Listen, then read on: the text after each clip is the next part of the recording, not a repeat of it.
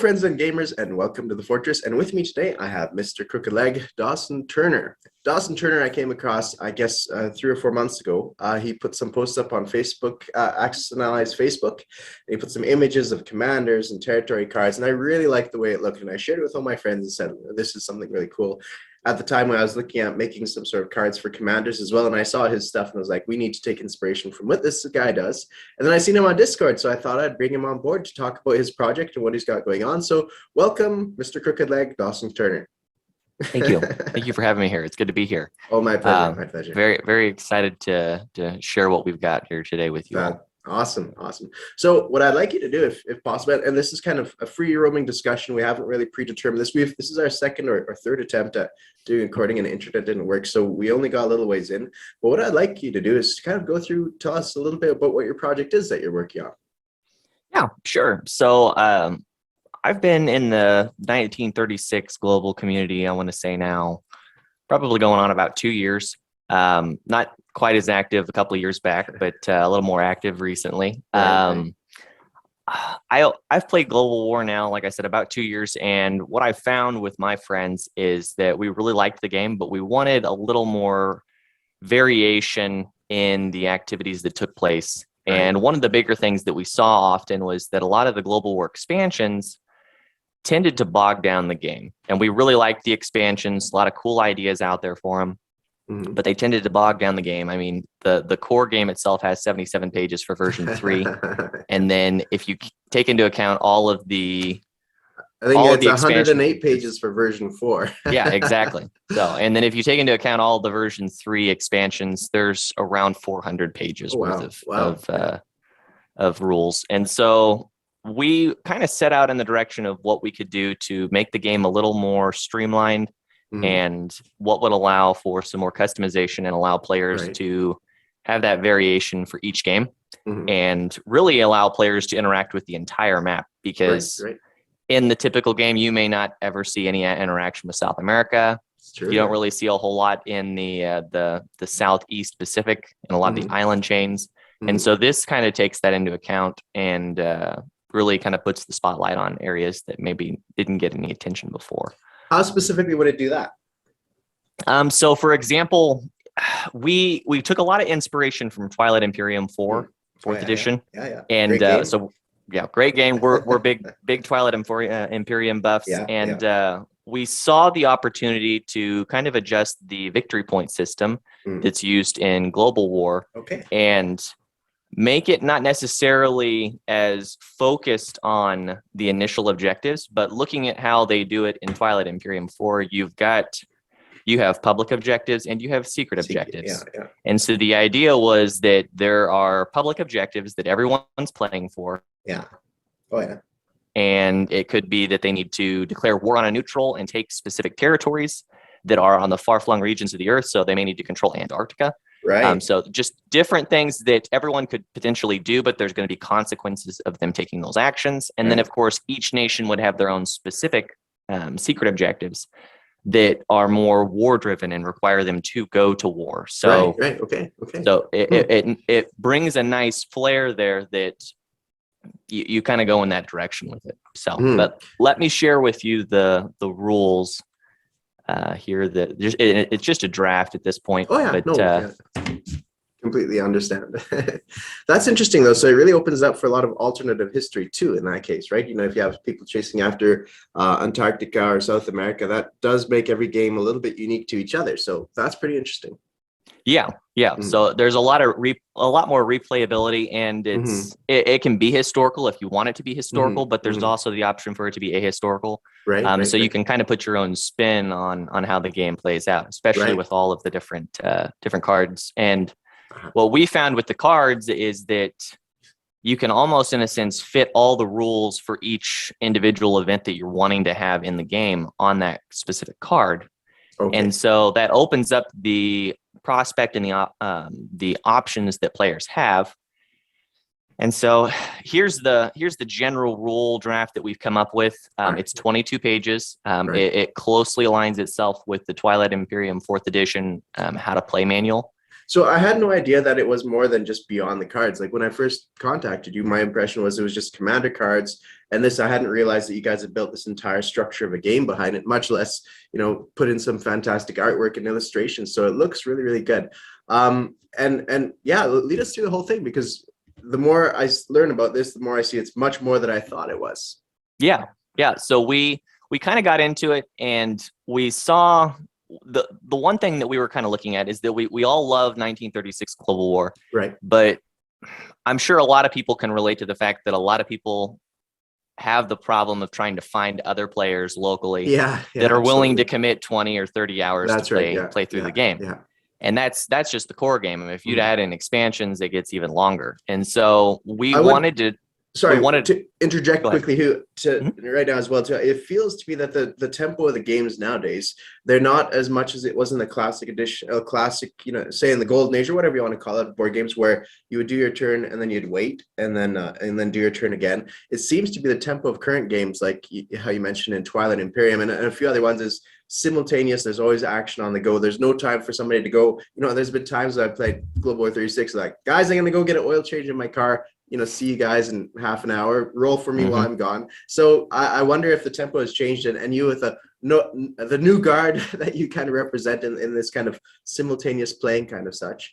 I think that's that seems to be par for the course for today's games anyways. So yeah, more streamlined and efficient to play within the course of a day, and thereby you could get more players to come and play the game who are more interested and invested throughout the entire course of the game, maybe. Yeah. Anyway, sorry.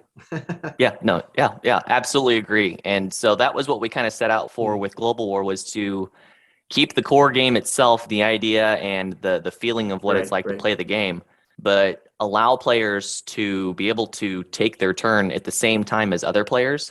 And make it a little more difficult to strategize from game to game, because you don't necessarily know what your opponent's doing, which is similar to what you feel when you play Twilight Imperium. Absolutely. Whereas in Axis and Allies, there's a lot of gaming in the sense of that, okay, I know I'm going to take my turn, and then I can set it up so that it's going to be very difficult for the Russians or the Americans when they come in, and vice versa. I can completely evacuate this territory, because no worry, on my production phase, I'll reinforce it. Whereas in the game where you're speaking about, where you have, to break it down for our viewers, games like Twilight Imperium, the way they're structured is you have command tokens where you basically activate a territory and you do something in that territory. So say if you're going to activate a territory and you move all your units out of it, you never know if on the next action round where your opponent might do, he might activate your territory you just evacuated and snipe it and take it all out. So there's this feeling of everything is happening simultaneously across the map, because you're activating different territories that you feel are important.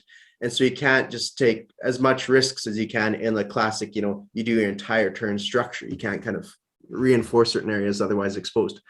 Carry on.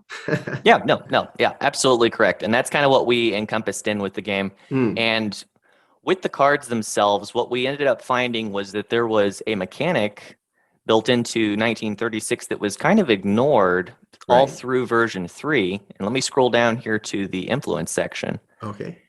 And basically, influence is what is used to trigger the effects of cards. Okay. So, and we've come up with a system in the sense of that. Before we get talking about cards, could you break down, just for my interest, because this really interests me, how, like, everything that you skip past here now, how it works? Is it similar exactly in Twilight Imperium where you get action rounds and such? Is that the way it works out? Yeah, so I can let me step back actually a little bit here. That'll be really interesting to me.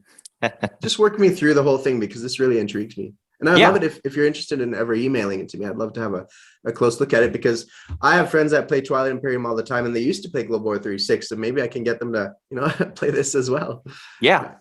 So what we decided to do was to take each of the major powers and kind of assess where the minor powers lie. Okay. And so we ended up making, so the CCP, of course, and the KMT are minor powers, but we also made Italy a minor power, because we kind of saw the issue that Italy may or may not decide to go into the war, and their role was somewhat pivotal in the game, but at the same time, they didn't necessarily have enough activity to really make a big punch. And no one wants to play Italy.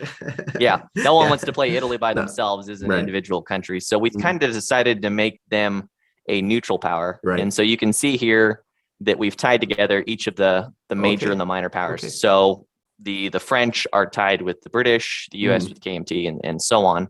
You The said only that one Italy is a neutral power, or do you mean that they are minor power, excuse me. minor power? Okay. Minor power.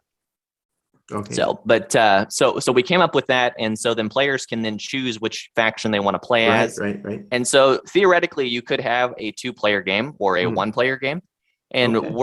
we're in development on it, and it's going to take some time to figure out exactly how we want to structure it. But we're going to try to attempt to make a system that uses a mind map system for this game. Right. And basically, so as you make decisions, there's almost in a sense an AI that's built into the game. A decision tree built in for the AI, Yep. based on sometimes on dice rolls, where it's like, okay, now which path do they go down the decision tree? I see. Okay, gotcha. Yeah, and so it'll be based on that, and then there would also be basically an event-driven deck that you would draw each action or each phase of that turn that nation's going to do an action of some sort. So I see there in the setup you have commanders, you have a spy, and then a secret objective. That's really cool. Yeah. Right. Yeah. So we kind of looked at TI4, and what we had noticed was that with Prophecy of Kings, which is the expansion that they have for TI4, that they utilize a commander card and a leader card and an agent card. And we really liked that idea and thought it was a great opportunity to kind of expand on the historical value for Global War. Right. Excuse me, and allow players to kind of get a sense of what it was like to know all the different leaders and what propaganda went on and what was going on for each different major power. Yeah. And so it's also more thematic and immersive as well too, you know. Yeah, absolutely. And let me see if I can pull up here the German commander card and leader card and whatnot. But again, it's all under development, so I've only got the German cards done at this point for them, but it's on the books to eventually have them for each nation. You're essentially, I don't know how much in your team, but you know, it's people's efforts in their free time, right? So yeah. Right. Yeah. Did you play much of TI3? I did not. I have not had a hand in TI3 at all. I've actually only had TI4 now going on. Worthwhile taking a look into as well. They had agents and commanders inside. Well, I don't know about commanders, but they had agents and diplomatic characters back then as well too. That were interesting, I think, if memory serves. Yep. All right, let me switch over here and I'll show you these commander cards, so that way we can continue the conversation in this direction. But so here are the cards, and basically the idea was that each nation would have these set cards, and we've gone back and forth with the idea of allowing players to have multiple of each, and so they can build a strategy. So you might choose one agent from 3 or 4 that you can choose from. Same with the commander, and same with the leader. But basically, these cards would either be immediately available to play. For example, with Joseph Goebbels, he can be played each turn, and so you would expend your influence value that's up here in the corner to trigger this ability. Whereas you might have to have some secret objectives unlocked with the others before you can actually trigger them. So it's event driven, and it's also late stage and early stage driven. Can I say, I always find this is super cool, right? Like you have thematically the images, you have like signatures from the people in back of the day. It looks really great. You know, it looks really interesting. So well done. It's fun. It's really a fun hobby going through and putting them together, but it is definitely tedious trying to find the right picture that looks good. For sure. No, that's right. And then trying to find stuff that matches. But that's right. So let me switch back over now to the rules and kind of give some background on where we were at with things. But so you start off with the commander. In that case, you know, Adolf Hitler, he had a purchase amount of 5 influence points to purchase his card. Is that correct? You use influence points to purchase that. You don't start with him in power. He's in power, but his ability is unavailable until you've unlocked until you have performed your 3 secret objectives. So just like in TI4, you can have a maximum of up to 3 secret objectives scored in a game. It's the same idea there with you that unlock the stages of generals. I see. Okay, cool. Really neat. So the game itself, what we came up with in terms of the structuring is it relies heavily on TI4 to kind of give a more streamlined game. But basically, There's a planning phase, an action phase, a status phase, and the agenda phase, which sounds probably pretty familiar if you've ever played TI4. Yeah. But the idea that that pushes through is that, so in the planning phase, that's when you're going to kind of do. And everybody does planning phase at the same time. You all do your research and you all do secret commodities bid for stuff. Yeah. Okay. And get the speaker token. Essentially. Gotcha. Okay. Yeah. So we played a little bit with the idea of using oil tokens in the game, right? Because we really thought that would be a cool idea, but we kind of decided to move across to commodities and just use commodities instead. Have you ever played The War Room by Larry Harris? I have read on it and done quite a bit of research for this particular version that we've been working on. Okay. And that was actually some of the inspiration was how they did the secret oil bids. Right. And so we had initially had used that idea, but we came up with it's less mechanic for players to have to try to keep an eye on, one less resource to have to worry about. That so you just have you have commodities, and then this creates a trade-off for players. And so you have commodities, and then you've also got trade goods. And so just like in TI4, you can trade commodities to get trade goods. Right. And so then this creates the dilemma of, well, do I want to go first, or do I want to be able to choose in what order that things are kind of going to play out, or do I need the money? Right. So commodity trade goods functions similar as in TI3, where they're basically production points in Global 36, right? Yeah. Yeah. So they would be just a small IPP value that's added to the game. Right. So I think that we agreed on, we've only come up with just one for now. Oh, I see. So in TI3, it was three, let's say I have three commodities. The British player trades as three commodities for however much the United States player trades him for commodities. Yep. You flip those tokens out. And so three commodities equal three trade goods. And in this case, three trade goods equal... three trade goods would be equal to just $3. Okay, so an extra $3 that you've got. Gotcha. And the thing that we looked at was that one commodity itself is created by every major factor you possess. Right. And so we had to kind of look at a balance of things, because we saw, okay, well, if we make Italy a major power and Germany's got their 4 or 5 trade goods that are not trade goods, but commodities, they could theoretically trade all 5 of those to the Italians. The Italians don't trade them anything. And then the next turn, the Italians are like, oh, hey, I'm going to lend lease you all of my income plus the $5 that I've got in trade goods. I see. And so this eliminates that broken system, maybe where all the Italian income just goes straight to the Germans. Right. Fair enough. Yeah. But, okay. So we came up with that, and so you'll look at your secret commodities bid, and then you'll do your research. And with the research, we kind of took a little bit of a different direction. Okay. The thing that we ran into was that a lot of the strategies in 1936 were sometimes difficult to wrap your head around when it came to research, because if we've all been there, where you've played a game of 1936, and by the end of the game, you finally unlocked one of the technologies you've been doing since the first round. That's right. And it was completely a useless piece of your strategy, even though you tried to get it, but it never happened. It came so late that it didn't, it wasn't incorporated in your strategy very well, or couldn't be. There's not enough time. Right. No. Yeah. So what we ended up coming up with was that it allowed players to instead research their chosen technologies. Now, again, you're drawing one at random every time. Okay. But you'll draw one for every major factor that you've got. So you still have the idea that you'll get a roll. But basically what happens is, and I can pull up some research cards so you can get an idea. So a quick interjection, maybe theoretically, and this is my game design idea self, is what about if you drew a deck of cards, blue, red, green card, and then you had certain techs that you need 2 blue and 1 red to get this tech. You draw 4 cards of different resource types, and are like, okay, which techs can I buy now? I have 2 blue and 1 red and 1 green. Which techs can I buy? Okay, I'm going to buy this one that requires 2 blue and 1 red, and I have 1 green left over to spend on the next round. And therefore, you kind of acquire these resources, cards for researching, and then you buy your tech later on. And then it's not pure randomness where it's like, oh, this turn I drew, attack transports is Germany or something like that, right? Right. Yeah. No, I can see that. And what we ended up coming up with was that players don't necessarily have to do the research if they don't want to. Okay, so gotcha. Again, a good example would be with Germany. So the Germans have 4 major, or I guess they start with 3 major factories. It usually gets bumped to 4. Okay. But we'll say you've got the 3.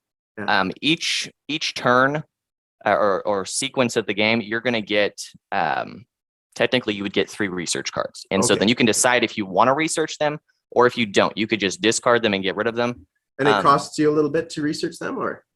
Well, we kind of looked at possibly allowing players to purchase them with said money to get them unlocked immediately. But instead, I think to kind of leave it a little still up to fate, we decided to still leave it where you still do roll to try to unlock them. Interesting. Okay. But you only have to roll at one time. So there's it's not as difficult to get it initially. Right. I see. Okay. So if that makes another sense. way of doing that too is just do a modifier for each missed roll you make. So you could, So anyways, moving on. You've touched on that before in a past video, and I thought that was a really good mechanic. So we've thought about using that, and we've looked back and forth on it. So it's definitely something we've looked at. So that's the planning phase, research, speaker. So speaker, we can touch on that later on if there's like an agenda phase. Let's talk about that later on. But then you have the action phase. And so the action phase, if it copies what TI3 does, you essentially have command tokens, which you acquire through strategy cards. That's what they did in this, that you get through different strategy cards and spending influence. Is it the same way? A little bit. So we kind of looked at what we could do, and we're still trying to decide if we want to add in the strategy cards that are used in TI4 and just do a variation of that with this. But at the moment, we've got it to where really once you've got the speaker, which goes is established as initiative order, that they go first, and then clockwise is the player order. Right.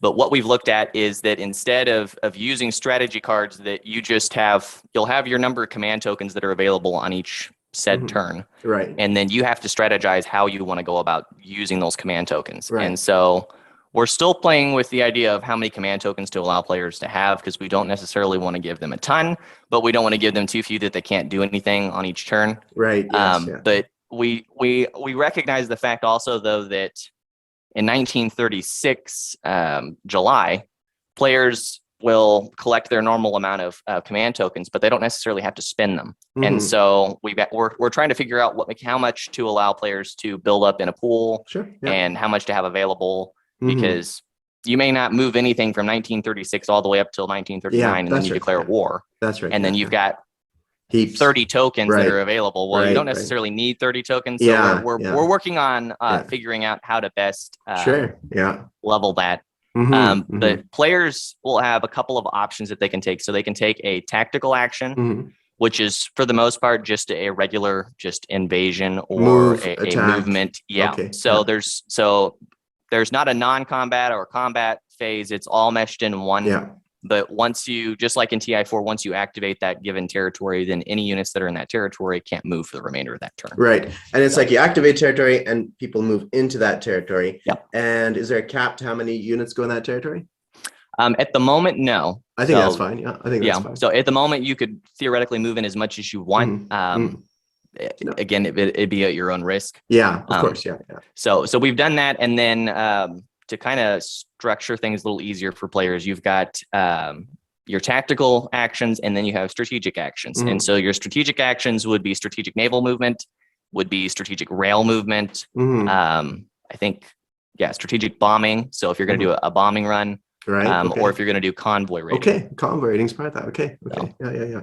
And so we added all those in so that way it's a little easier to keep track of what you can do in terms of actions in each round. So out of curiosity, is your rulebook a supplement to 36, or is it something that could be completely independent? I would say it's a little bit of both. Okay. So it's the core ideas of 1936 are still there, but a lot of the mechanics are different and allow for a little bit faster paced game. So people can't jump into your game without being familiar at the very least with 36.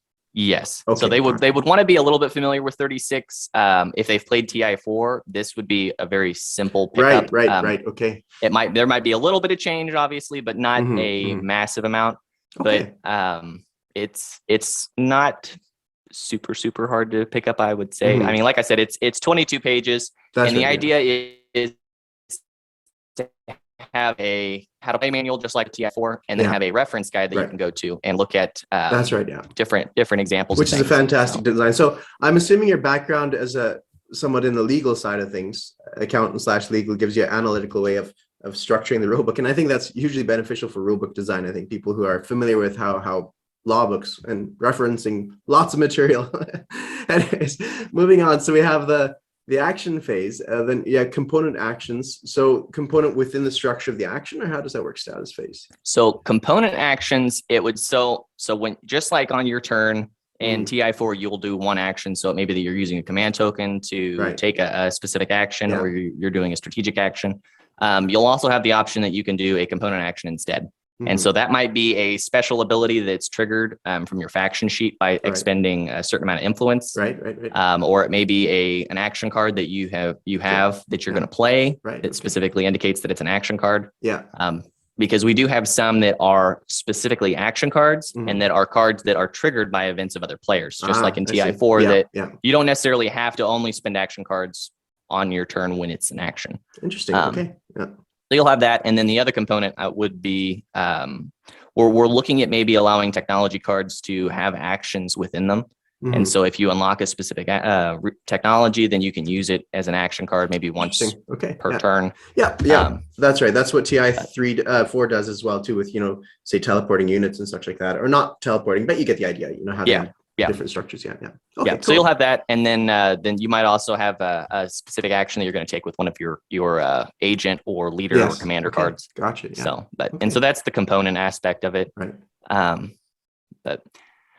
And then status phase in itself, and let me back up a little bit. So underneath the tactical action, players will also look at, once they've activated a given territory, then they have the option to go ahead and place units there. So just like in TI4, once the territory is activated, then you can build in that given region. Yeah.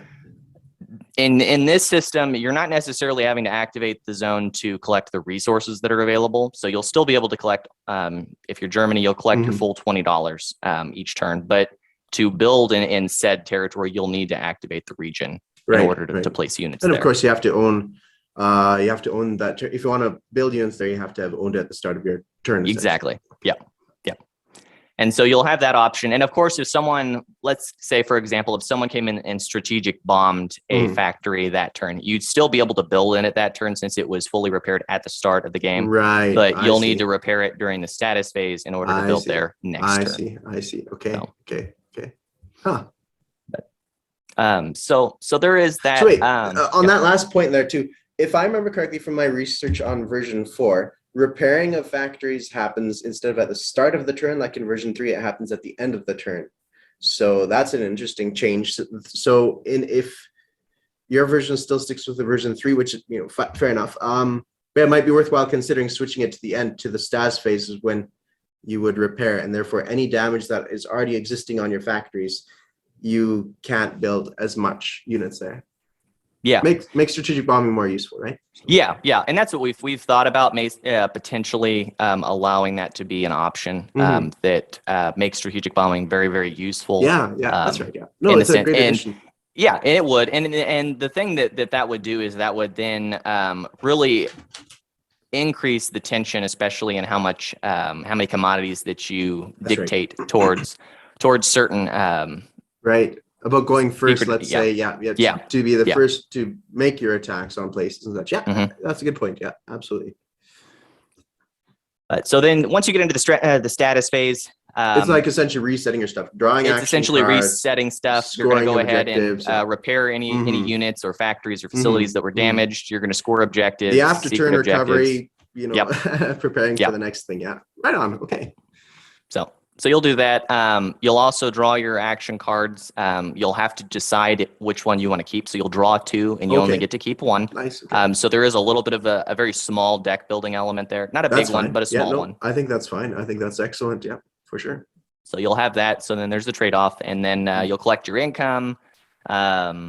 You'll gain your commodity tokens and your command tokens, and kind of look at maybe strategizing if you want to make any deals at that point. And then you get into the agenda phase. Yeah. And the agenda phase was a really cool idea that we had come up with that we thought really gives a nice spin on the early part of 1936. Right. Yeah. That's true. That's true. Absolutely.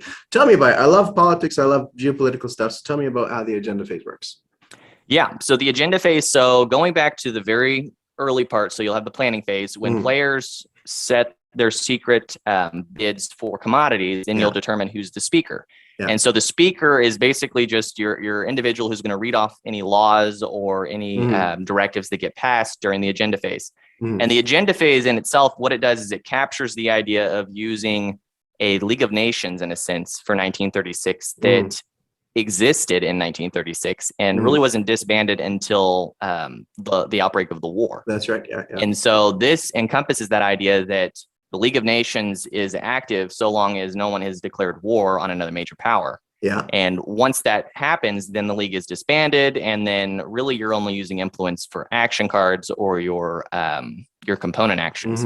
But earlier on, each major power will have one free vote that they can expend at the League of Nations.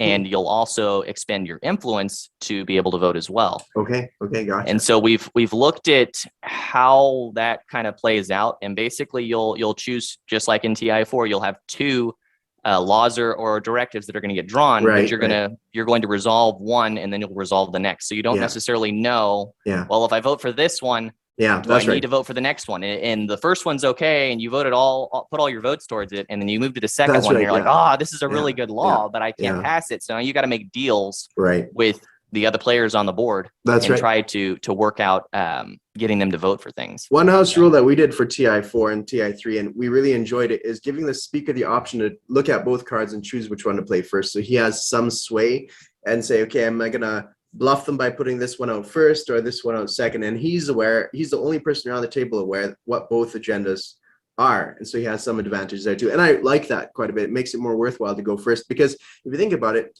being first in the pre-war phase doesn't really get you too much of anything, right? It's like, okay, so I can put my units down before everybody else does. What good does that do me? So this would actually give some more incentive for the player to do so.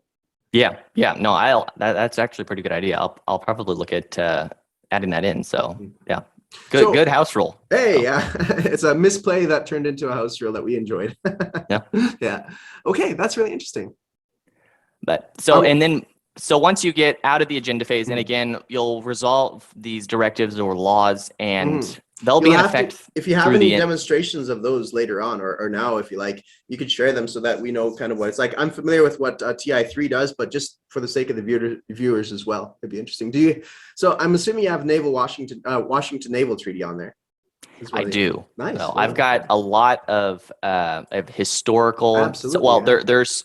I've done a lot of research, and there really wasn't actually a whole lot of stuff that took place from 1936 through 1939. It was a pretty bland set of years. But I did take into account some of the earlier things that did take place. But let me share my screen here, and you can see what some of these cards look like. All right. Sorry for interruption. We had a minor computer difficulty. All right. You were saying. Yeah. So with the agenda cards in here, I should have them pulled up if you can see my screen all right here. Yep. We kind of looked at how we could tie in the League of Nations and put in these laws that allow players to vote, and some of them directly impact the board, and while others don't. And let me find a good example of one. So we'll do the London Naval Treaty here. Okay, And so for any of you history buffs out there, you'll recognize this.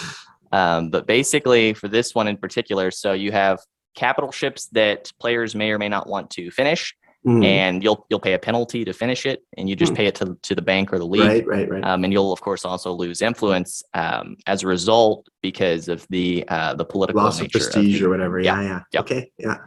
And players so you may can also convert capital ships to an IPV. Yeah. Okay. Exchange them for money. Because of the idea that you're dismantling the older ships from the war or demilitarizing it, so to speak. So then players, if they're not going to have a big naval presence, they may decide to dismantle what they've got. So they may shift those resources elsewhere and use them for ground war or something else of that nature. So for the sake of our viewers, the way this works out is every player at the table puts in the starting clockwise order, skipping the speaker first of all. So the first player to the left of the speaker, I guess it would be, they would vote yes or no with their single vote, with an additional option to vote for, was it 2 influence for 1 extra vote, 1 influence for 1 extra vote? I think we decided to do a 1-for-1 ratio. The only one that doesn't is Russia. So Russia, I think we're going to do either a 2 or a 3-to-1 ratio because they have a lot of influence to expend. And you can explain that away by saying people don't like the communist regime, right? Like stuff like that. Yeah. I mean, so it goes around the table. Everybody votes yay or nay on this, and then it goes around, and the speaker breaks ties, and he also gives the final vote. And then the next agenda comes forth, and then somebody's like, well, I should have spent all my resources on that, or all my influence on that first vote as opposed to the second, because the second has no impact on me, whereas the first one, is more meaningful. And then so that's an interesting way of doing things. Absolutely cool. I like it. Yeah. So that's the direction that it goes with it. And like I said, they directly impact the map on some of them. Because like, for example, this one, Danziger War. So anyone that's ever played Hearts of Iron 4, Danziger War is actually part of one of the different like political trees. That's right. In terms of what to do. And so like this one, for example, the Germans can either fully annex West Poland and forcing the Polish to give away West Poland, or the Germans have to basically demilitarize East Prussia and remove all of their units from that region. Okay. So. Yeah. Right on. That's cool. I like that. That's pretty excellent way of doing things. I think it makes the pre-war stage quite a bit more interesting, where you have stuff to do, stuff to influence. It can be a lot of fun for sure. Yeah. So we really thought that was a great spin, and kind of gives a little more attention to the earlier 1936 portion, where the turn doesn't necessarily last 5 minutes for everyone to do all of their actions in the first 6 turns of the game. But we've come up with the fact that, so the game itself is about 18 turns. So if you start in July of 1936 and you finish it out by, I believe it's July of 1945 or January 1945.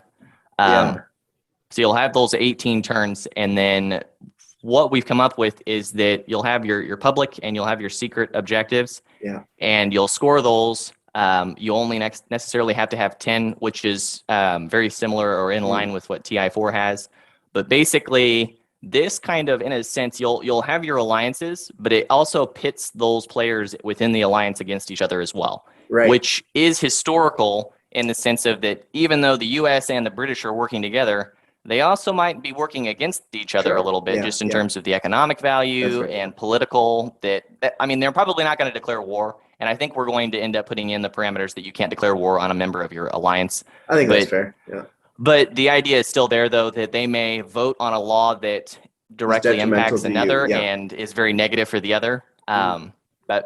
And we've played around a little bit with the idea that the U.S. won't vote in the agenda phase to bring in that historical value that the U.S. was not included or was not a member of the League of Nations. Right. But so my thinking is, though strictly speaking, they weren't part of the League of Nations.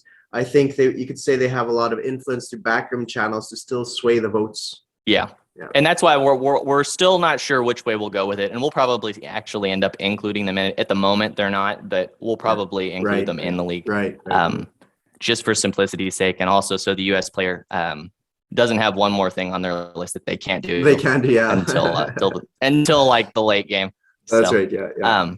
But yeah, so this pits players against each other, and there's a couple of cards out there, of course, that you can steal objectives from other players, of course. And we're kind of looking at the idea that maybe if you unlock the technology for atomic weapons, so a couple of the major powers will have the ability to develop atomic weapons. And if they do, you might have to, you'll get a use of an atomic weapon, but you'll have to forfeit one of your victory points. And so it almost kind of creates that dilemma of, well, do I give up a victory point or do I use an atomic weapon? And the atomic weapon will basically wipe off a territory from the face of the map. Yeah, that's right.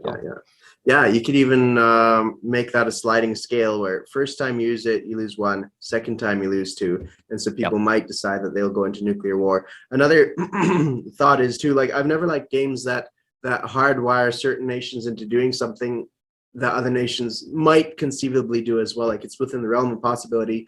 So I think my suggestion would be, in regards to atomic weapons, be simply like, if you own 5 major factories, you can develop atomic weapons, or 3 major factories. That unlocks for you. And thereby it's still conceivable theoretically that Italy or whoever else decides to do atomic weapons too. It doesn't lock them out of something. Yeah, we've got it. I think at the moment that each of the major powers has the ability to develop atomic weapons, but you do have to have several prior technologies unlocked before you can get it. So it's still maybe mid-game before you could get it unlocked, but it's still there. And that was one of the other things that we ran into, because we really thought the atomic expansion for 1936 was a really cool idea. But we've played with it a couple times, and really it was it was one of those things that, yeah, you wouldn't get it unlocked in maybe till 1945. Yeah, And if that's you right. did, then it was a very little impact in the game. Yeah, yeah. And so we kind of wanted to adjust that a little bit, that Make it more basically from interesting. about 1942, 1941 on, there's that heated debate of, Sure. well, do they have an atomic weapon? Are they going to use it against me? Where are we That's at right. on Yeah. that? You kind of have, and this is interesting too, because it breaks up your game into like the early war stage where there's maneuvering and posturing and maybe Mhm. putting out certain agendas that are favorable to you. There's like call it the early mid war, where you got certain things happening, like the initial blitzkrieg, then kind of the peak of excitement as things start to turn and shift, and then the late war where you have some dramatic new technologies that really impact the game. And in some sense, that's TI3 or TI4 as well with their war suns. They're massive planet destroying equipment and such. So in the same sense, that would be the atomic weapons as Yep. well. So cool. I like that. That's really cool concept and design. So really well done, I think. How long do your games tend to last for? Right now, what we've come up with is that we're thinking that the scale of the game would be about a 4 to 6 hour game is what we're thinking that we've got it down to. Yeah, I see. So, I see. That's which not is bad at all. Not bad at all. not too bad. It's about roughly 30 minutes per round. Yeah. And we've done a lot of analysis when it comes to how these play out, because we Right. really like TI4, and we're still looking at some deck building ideas for it, because we do also like terraforming Mars. A lot of the cool components that come in with You that. seem to like a lot of similar games I do. So great minds think alike, I suppose. Yeah, I suppose so. Yeah. Let me scroll down here so that way we can kind of get an idea of We what haven't influence talked is. about influence in regards to the victory cities on the map. We've talked about it in one of our failed, attempts at recording, but let's talk about it now. Yeah, sure. So what we found was when we looked at 1936, we thought, okay, what's a component we can add into the game that's already there? That it already exists on the map. We don't have to force players to go out and buy something new to add to the map to allow them to be able to play this alternate version. What's already on the map that's there and isn't utilized? And what we came to the conclusion of was the major cities that are scattered all over the board. Right, And the major cities utilize this kind of red dot with their red lettering for the major city. Right. And what we found was that a lot of the regions of the map that don't necessarily get attention, so a good example would be Norway, doesn't get any attention really in most 1936 games. There's a little bit of economic value there, but most players don't necessarily see the need to go in there. In this version, there's 2 major cities that are in the Norwegian territories. And so players then see that, then players see that opportunity that, okay, there's an easy 2 easy influence points they can get that kind of allows them to then continue their steamroll through Europe. So absolutely. So it's funny that you looked at that, and I think, like I said, great minds think alike, and we're using the same playbook of history and the map that we have in front of us that was designed by other people. So I've created something similar in that regards, and I was looking at it in regards to diplomacy, impacting other nations with using influence points exactly the same way you did with using these red territories. Now, when you're speaking about influencing influence points, you've spoken with them in regards to, are they used in the pre-war for voting in the agenda phase, and also for action cards, and also for commander cards. So can we see some of those action cards as well, and perhaps later on we already saw some of the commander cards, or sorry, leader cards. Yeah, you guys got to see those. And I'll share those at some point once they're finished with the community. But let me share some of the action cards here. Again, they're German, so we're trying to tackle one major power at a time. But let me pull up the German action cards. I'll share them here. One thing I was thinking about the agenda phase. So you still had conferences after the League of Nations failed.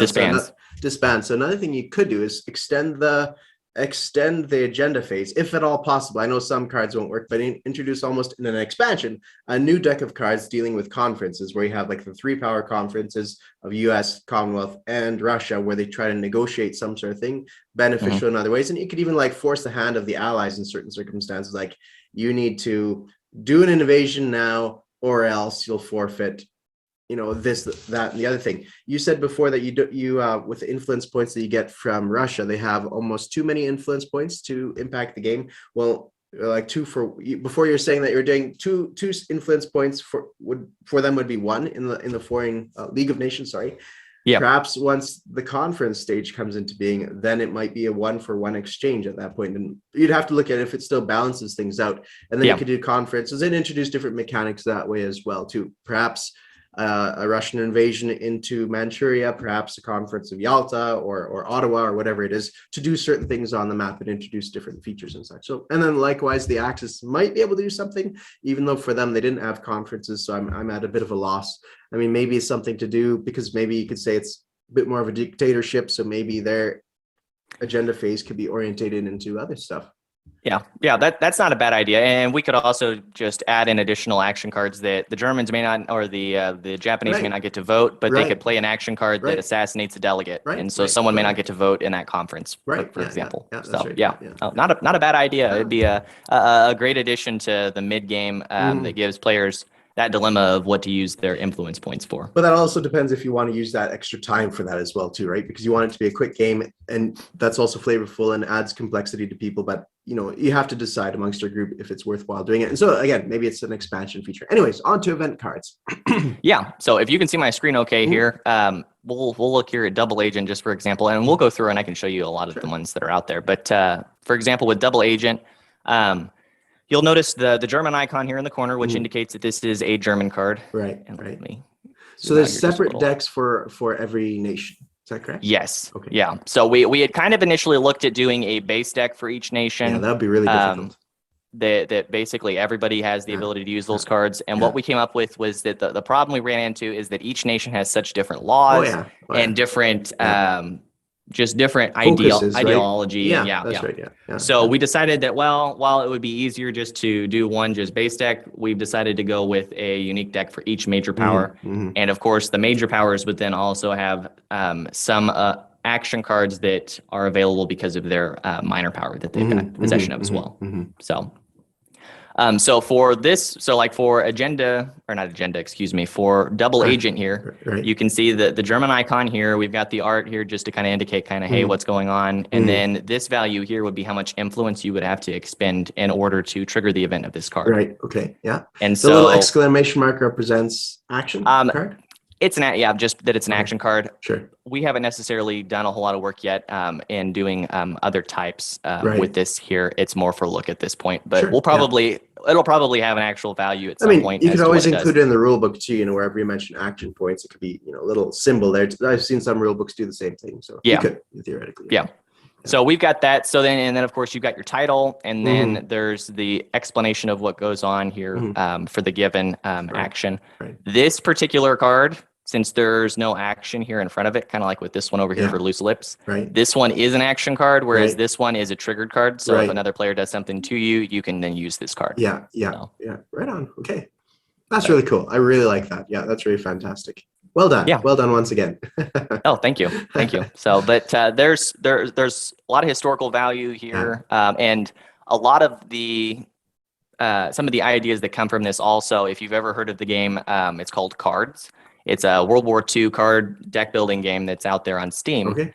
And it utilizes strictly just cards to build up your nation, and then you kind of play a game similar to Gwent, if you've ever played Gwent from The Witcher. Right. Yeah.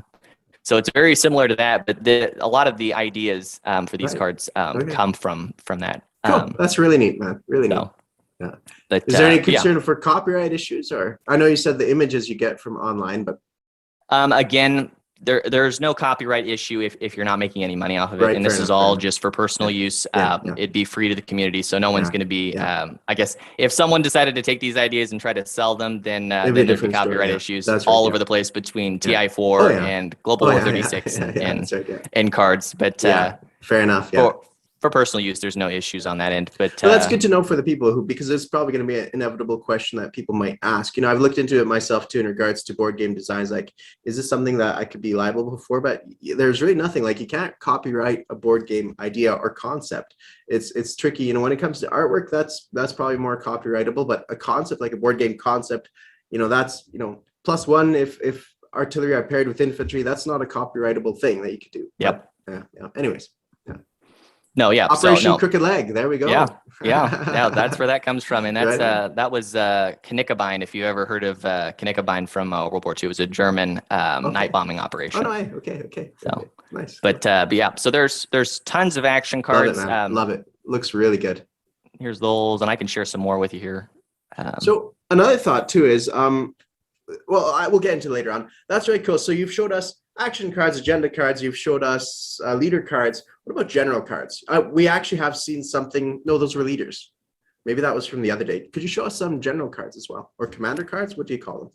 That would be what you're referring to would be the commander cards or Right. the agent and leader cards. Right. So they're all wrapped in the same. Okay. So we've only got the German done at this Okay. point. Fair enough. I think I might have some for Japan that I can show. Sure. Either way. Either way. Maybe a No little pressure closer to and being no done. judgment.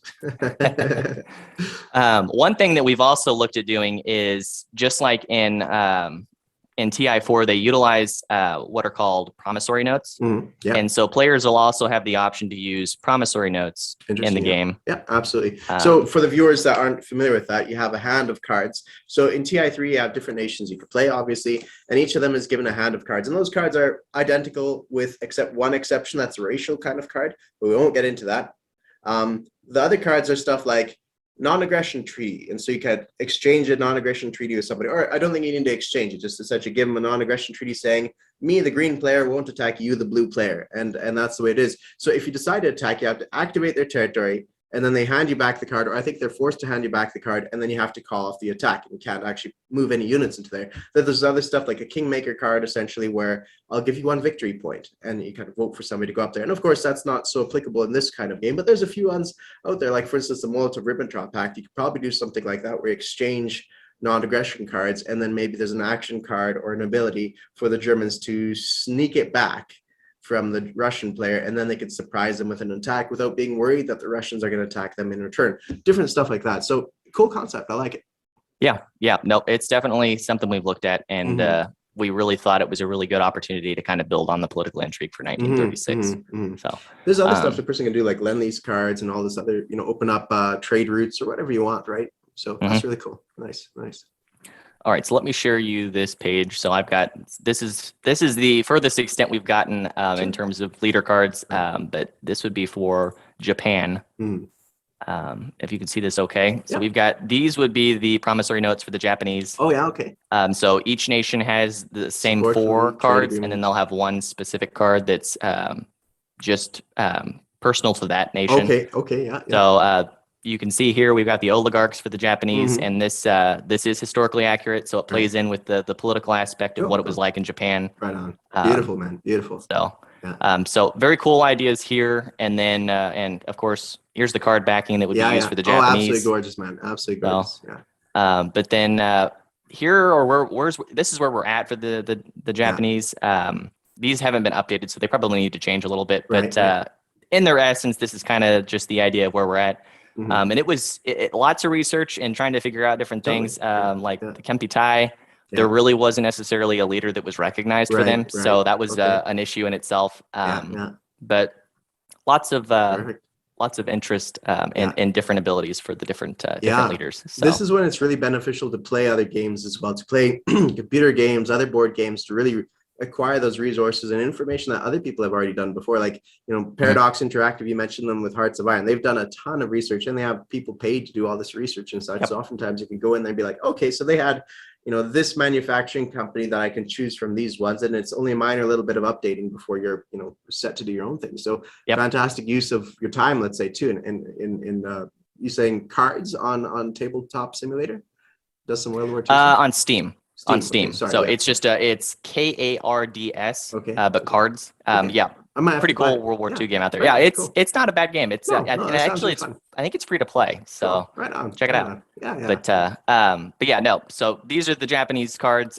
So like for example, with the Kempi Tai here, this one in particular, there is no influence value necessarily initially. It depends on how much you're going to expend to then issue that card. So is this similar to TI3 where you get the first one for free, and to activate them, in this case, it costs you 1 influence points to activate his joint proposal, and then the second one you get after you achieve a certain amount of secret objectives, is that correct? Or victory points? Yeah, so what we've looked at, and it depends on each nation, because what we looked at, for example, was with the Japanese, they don't necessarily have a whole lot of influence available to them early on. Right. Fair And enough, so yeah. we may change how often they're available, Oh, but okay. different Yeah. nations have it staggered a little differently. Right. So, for Right. example, you'll see with all the Japanese cards here that all of them are initially available to play. Yeah, I see. Okay. Yeah. Whereas they may not be available to the Germans initially Right. until later stage. Yeah. And we've got to play with it still to see kind of how we want to structure it. But for now, that's kind of where it's at the moment. That is the difficulty of trying to incorporate an on-map mechanic that's not meant for it. So it's difficult. Like maybe there needs to be a solution where you up the price of certain things, and then each nation gets a standard amount of influence points, or basically just forget about what's on the map and give everybody something, base it on IPP. You collect $30, that's equivalent. You get on top of your 30 IPP, you get 6 influence points or something like that. Like that. Really nice, man. Really like what you have to show here. Excellent. Yeah, that's really cool. So the commander cards per se, you don't have Rommel on there. I feel like I've seen an image of Rommel at one point that you did, that on the back side, or that the commander itself does something special. Is that correct, or am I mistaken? Yeah, let me pull back up the Germans here, because that's basically what the Germans do, is that they use Rommel as their commander in this case. Right. And there's no necessarily given choice as to why we chose Rommel. We'll probably we're thinking we'll give players the option to choose between their commanders and their agents, and then they're stuck, of course, with their leader card. Right. Well, he's a safe choice, right? You don't have to get embroiled in any scandal. No, that's really cool, man. I really like what I have to see. I had a thought too, so this game, I like your concept design behind it, because it's not a 3-day weekend that you have to play Global War 36 in your game. Have you played around much with other aspects of, say, I think eventually what you guys are going to do is probably make your own rule book where you don't need to look into 36 whatsoever, and just simply look at, you do have Realm up there. I see. Well, the draft that we made is just purely for this game. You don't have to go back and look at the 1936. So this isn't an addition to the rule book for the 1936. This game, the idea for the spinoff would be that if you've played 1936, it'll make it easier. If you've played TI4, it's going to make it easier. But if you've just got the how to play manual, that's all you need to play this. I see. Perfect. And then, of course, then you can reference the reference guide that then kind of walks you through each of the different ideas that are in the game and the words that are mentioned, so that way you have a better understanding, just like with TI4. Do you ever plan on reducing the amount of units? We've kind of walked a little bit back and forth on it, and one thing that we had done is we decided to do away with a couple of units from 36 that didn't necessarily play a pivotal role. Fair enough. And so what we did was we looked at kind of how players kind of interacted with the game, and where they tended to have debates on things that may have gamed the system. Sure. Yeah. And so what we decided to get rid of is we did decide to do away with militia. And we did do away with cavalry. Right. What we thought is we'll probably still encompass cards that allow you to play units that have that name, but are just infantry, or maybe a garrison token that you'll play in the territory that increases the defensive value of the region. Yeah. But we did away with those. And then for tactical and medium bombers, we combined them into just a tactical bomber that has the bombing option if they want to bomb, rather than do a tactical assault. So we did include that. And then on the naval side, to kind of simplify things a little bit, because a lot of the people that I've played with here locally always ran into the issue of confusing all the different types of cruisers. And so between that and then the battleships, they didn't understand why we had battleships, and then fast battleships, and then heavy battleships. And so what we looked at was that it's not necessary to have like torpedo boat destroyers or coastal defense ships to just X them out and maybe just use destroyers or battleships for those neutral nations. But with the cruisers, what we looked at was how can we make cruisers useful, because they're not necessarily useful in 1936 and 1940 Axis and Allies. No one buys them at all. And then coming into 1936, there was a lot of debate that the light cruiser was one of the better options to buy versus the heavy or the battle cruiser.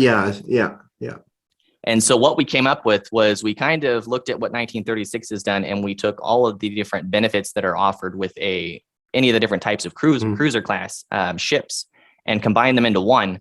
And so with version 4, just like there's an AA gun that's built in essentially to a light cruiser, Right. a cruiser itself has the option, or will have the option Multi-role, to use the AA gun, and will also have the same speed or higher speed as your typical cruiser would. Yeah.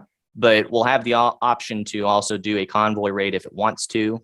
So you have a lot of options with a very cruisers with what you versatile can do. unit. Yeah. Yeah. Absolutely. So you'll have that. The cost value of them would essentially be, we're thinking it'd probably be along the lines of a heavy cruiser would be the cost of it. But you'll have that. And then the other thing that we looked at is when we had done some research on War Room, like we talked about before. Right. Yeah. And War Room has utilized the idea that with cruisers themselves, you could put them on escort duty. And the escort duty isn't necessarily the idea of putting them on escort duty for convoy lines, but more for your capital ships. That's right. And so basically what it does is, if you've got cruisers that are in the combat that's engaged, and say your opponent has some target selection available, if you've got cruisers that are still alive, then you can put them on escort duty in that combat. And so your opponent is no longer able to target select capital ships. Yeah, that's right. Until there's no cruisers left over. Yeah, I really like the way the War Room did that. Is you have multi-roles for all your units, I think. Maybe not on defense, but every unit basically had a multi-role, maybe not submarines either, where you'd roll a certain amount of dice depending on what role they are. Now, of course, in this, that complicates things a little bit more too, but I like the concept that you can choose which position or which role you want them. So in the case of your cruisers, you could be like, do I want them in a light cruiser role of anti-aircraft, let's say, or anti-aircraft role, or do I want it this way? And they will simultaneously exist both units in one, and prior to the battle, you choose which form you want them to show up in. So that's one way of slimming down the complexity of the map and slimming down the amount of units required. And you could do that basically all across the board for a lot of units anyways, artillery being one, cruisers being second, and probably a few others here and there. Yeah. So that's what we've looked at. And we really thought that it makes things just a little bit easier for players, especially in trying to wrap their head around all the units when it comes to the naval side. But so we've looked at that. And then, I mean, for example, with battleships, we didn't necessarily see the need to have fast battleships, which I think they're getting rid of those in version 4 anyways. I believe so, actually. Yeah. So, but one thing that we thought was a pretty cool idea was with TI4, they use, I believe it's for their flagship. It can they have bursts basically that they can do. So you'll fire multiple times. That's essentially. Right. Yeah. So we thought that maybe that might actually increase the value of battleships. Absolutely, yeah. And so we've decided we're probably going to go that route, that battleships will have 2 roles, and that heavy battleships might have 2, or they may even have 3 roles, depending on how it's set up. That seems to be the trajectory. A lot of people are going in that direction, right? So I wouldn't be too surprised if HBG in version 5, whatever, they come up with that as well, because you could do the same thing for artillery. Is like roll 2 dice for artillery. Yeah, you don't want a whole stack of, you don't want a whole army of artillery, because they're, lots of dice rolled, and they cost, instead of $4, they might cost $6, but they get 2 dice. But the thing is, when they take casualties, you might lose a lot of them, and you lose a lot of units, even though they could roll really well. You lose a lot of units, and so you're like, I want to use them for my amphibious assaults where I don't have very many transports. I offload them, and now they can start firing with their 2 dice, but you still want to back it up with your cannon fodder, with your infantry to absorb those hits. Absolutely, no, well thought of. We need to have another talk at some point. At some point, I wouldn't mind, maybe not a podcast talk, but I wouldn't mind talking to you about the game I'm developing and what I'm doing with it, and go from there. I think, and I've taken a lot of inspiration from TI4 as well. They have, 4, 5, 6, 7, 8, 9, 10 units. I have about 15 total, like air, naval, and land. And is it 15? It might be 15. And I think that's sufficient for our purposes, right? For the course of the game. I don't think you need to have much more than that. It just adds complexity, that with less gain for every complexity that you add. So anyways, sorry, little tangent. No, we agree. Yeah, we're kind of in the same boat, is that we looked at, so like we also did away with Marines, and we did away with mountain infantry and airborne infantry. So because there's a lot of extra units there, and if you wanted to have them, you could add them in. Absolutely, for sure. I know people that will say, like, I love all the extra units HPG comes, and absolutely, but not everybody's built the same, and not everybody has the time or the patience, or and exactly. I know that's the argument that I've heard a lot from a lot of players that have considered playing 36, is that, well, I don't really want to learn the 50 different units that there are in the game, and all their stats and how much they each are. But what we looked at was that you can then essentially slim down things because all of the different, like, for example, terrain modifiers. So each terrain that's on 36 kind of has a little bit of different take. And so what we did was we just simplified it a bit, that basically if it's any type of terrain other than just a regular territory, it will reduce attack values by 1 and it reduces movement by 1, and you can't blitz through the territory. Perfect. Yeah, absolutely. Yeah. Simple, efficient. People see anything on the map, they see anything aside from planes, they're like, yeah, okay, I know exactly what that does. Very quickly to get yourself involved into it, and it's really right there at your fingertips. So perfect. I like that idea. Yeah, well done, man. Well done, and congratulations on the job well done, job well designed, and congratulations to, I know it's not just you, but congratulations to your team of support and your advisors and such. It's a group effort, and those play testers are really good as well. So congrats and good stuff, man. And I appreciate you being on the channel where we could discuss this. Yeah, no, absolutely. Very happy to sit and discuss it. And like I said, there will be a lot more of this to come content wise and to share, but excited to see. Yeah. Is there anything else that we would like to add that I'm missing out on? Not that I can think of at this time.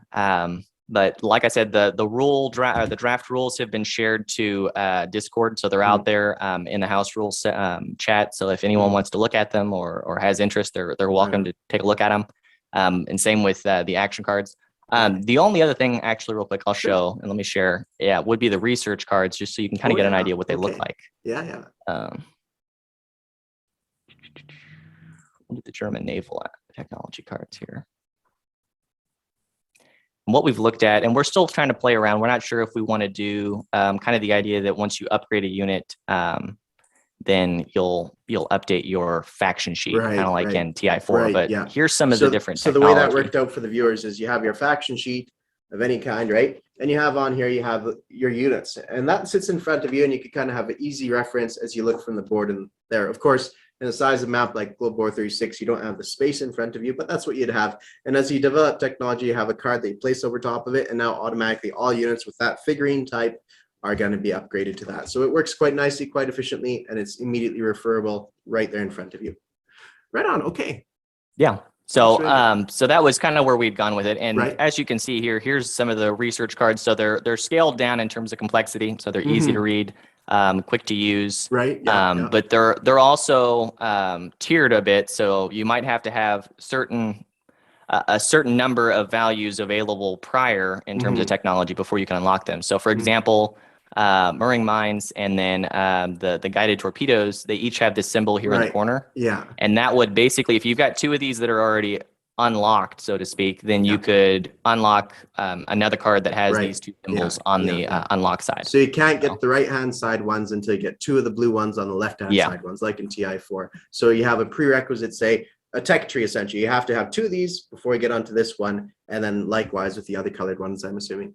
Yep. Yeah. Okay. Yeah. That's really cool. So it adds that element in, and we've also got some of these that they may say that it requires V2 rockets before you can even do this. Even if you say you have the 2 symbols, but you don't have V2 rockets, then you can't do this one. But that's where it's at. And like I said, we're kind of going back and forth on deciding if players are going to draw them at random or if they'll be able to just look through their deck, so to speak, and choose which ones they want to kind of go through. So both have their merit. One thing I found tedious in TI4, and look, when I'm criticizing games, I don't mean it in a hostile, aggressive way. It's just a minor quibble that is my own quibble. It might not be everybody's. One thing I found in TI4 is like, okay, I'm going to research your tech. Now I have like a thick stack of, what would you say, 30 cards, 20 cards in there? Yeah, at least.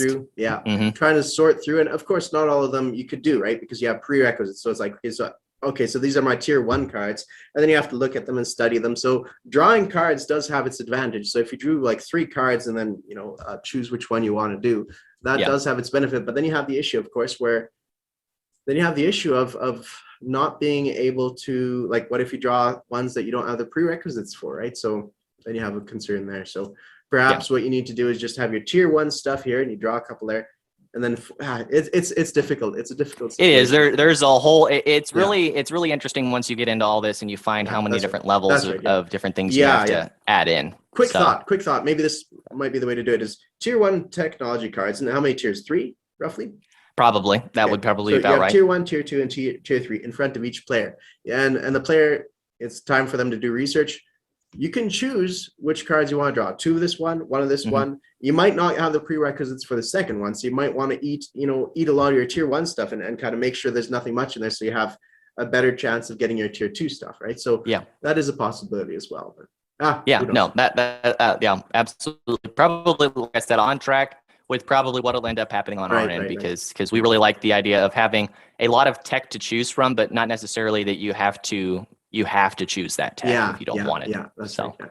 Yeah. but Cool. so Really cool, very, man. Yeah. very exciting, very fun stuff to Yes, work on. for sure. So, Well, I don't know if I'll ever get a chance to play it, but I would love to play it at some point. So good stuff, man. Okay, excellent. Thank you for coming on board and being willing to do a chat. I really appreciate it. It was really cool. I really like talking to different people and different people's perspective and games that they're working on. So thank you very much. yeah, not a problem. Happy to be here, and thanks for having me. All right, Dawson. Talk to you later. All right, you too. Thanks. Bye.